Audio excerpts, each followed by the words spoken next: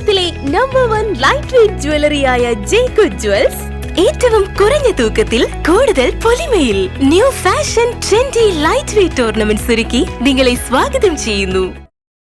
സമരം ചെയ്യുന്ന ആശാ വർക്കർമാർക്ക് ഐക്യദാർഢ്യവുമായി ആവോലി കോൺഗ്രസ് മണ്ഡലം committee block president Sabu John ഉദ്ഘാടനം ചെയ്തു. സമരം ചെയ്യുന്ന ആശാ വർക്കർമാർക്ക് ഐക്യദാർഢ്യവുമായി സർക്കാർ ഉത്തരവ് കത്തിച്ച് കോൺഗ്രസ് ആവോലി മണ്ഡലം കമ്മിറ്റിയുടെ നേതൃത്വത്തിൽ പ്രതിഷേധം സംഘടിപ്പിച്ചു.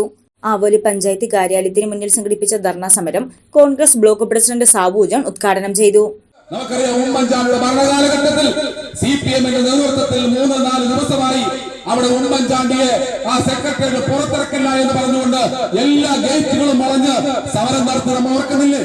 അവസാനം തിരുവനന്തപുരത്തെ എല്ലാ വീട്ടുടമസ്ഥന്മാരും വീടടച്ച് ഗേറ്റ് അടച്ച് അവിടെ നിന്ന് പോയപ്പോൾ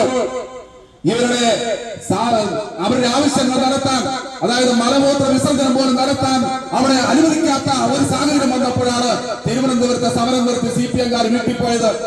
അങ്ങനെ എത്രയോ അനാവശ്യമായ സമരം നിങ്ങൾ നടത്തിയിട്ടുണ്ട്.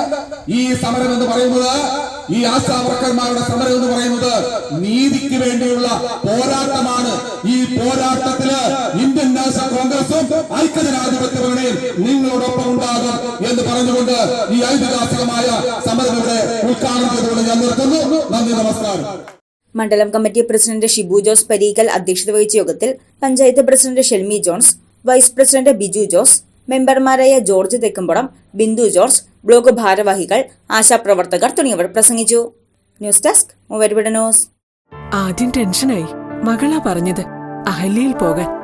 അഹല്യയ്ക്ക് 30 വർഷത്തെ പാരമ്പര്യവും വിശ്വസ്തതയുമുണ്ട്. അഹല്യയിലെ വിദഗ്ധരായ ഡോക്ടർമാരുടെ ചികിത്സ കൊണ്ട് എനിക്ക് എന്റെ കാഴ്ചശക്തി പൂർണ്ണമായും തിരിച്ചു കിട്ടി. ഇപ്പൊ എനിക്ക് ഈസിയായി വായിക്കാം. നേത്ര സംരക്ഷണത്തിന് നമ്മുടെ Ahalya. Ahalya foundation eye hospital, കേരളത്തിൽ എല്ലായിടത്തും.